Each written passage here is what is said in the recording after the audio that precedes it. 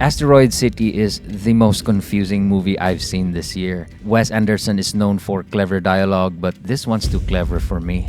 I think you're being too hard on yourself. I think that it's Wes Anderson trying to be too clever. You know, maybe he's trying to say something deep, but whatever he's trying to say, this is the first Wes Anderson movie that I would say doesn't actually work. And I hate to say it, I'm a Wes Anderson fan. It's a dry humor, but also emotionally dry. What is Asteroid City?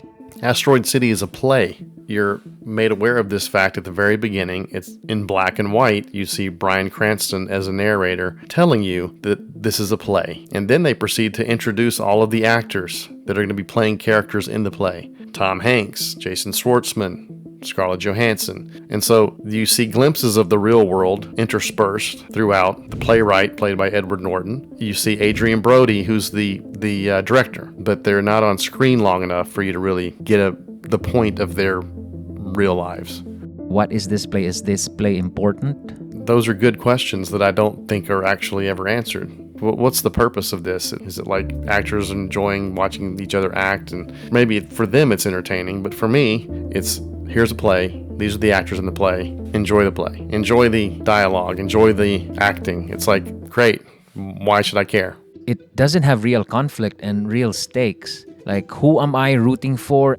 Jason Schwartzman is probably the main character, if there is a main character. His performance is great. You know, I was very impressed with his facial expressions and the way he read his lines. He was very good, just like the relationship between Jason Schwartzman's character and Scarlett Johansson's character. I thought all of that stuff was really good. But when you pull back and you show, you know, Jason Schwartzman as the actor having a conversation with Adrien Brody as the director, it reminds you, oh, this isn't real. You know that he's just an actor and he's acting, and so that all the consequences of anything that happens within the play of Asteroid City have no bearing in the real world. And that's just a huge flaw, because you've made the audience not care from the beginning. You know, it reminds me of, do you remember Last Action Hero? The little boy goes into the world of the movie, I believe, where Arnold Schwarzenegger is this action hero. So it's all movie world. None of it is real.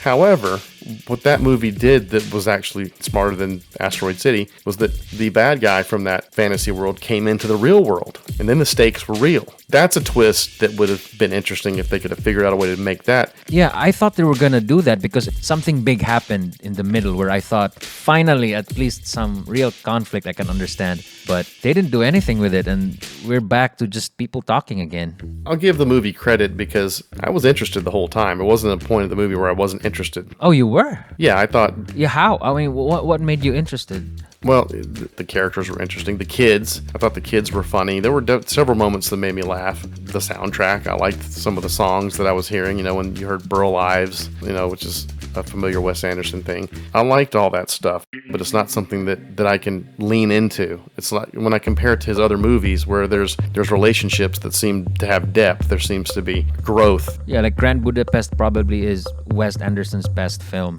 Yes. It has real stakes, real character arc, real story, real plot. In Asteroid City, there really isn't a real plot. No character development, nothing. Yeah, and Tom Hanks is the biggest star, and he's hardly in the movie. He's pretty much wasted. I didn't hate it, but I don't think I'll ever watch this again because the story has no real conflict, so I didn't care about any of the characters or what happens to them. Right. I laughed at some jokes, but I was lost 80% of the time. I will say that when it comes to Wes Anderson movies, there's so many details, even in one shot, that to appreciate his movies, you need to see them more than once. I'm definitely going to watch this again and see if there's more that I get, see if there's something I missed. But I still have a feeling that my initial reaction is going to be the same. It doesn't work the way his other movies work.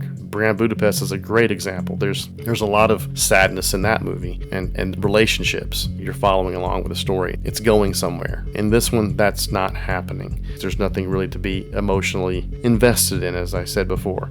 For 2 hours, I was just waiting for something to happen. I was very disappointed. I was excited for this movie. Yeah, me too.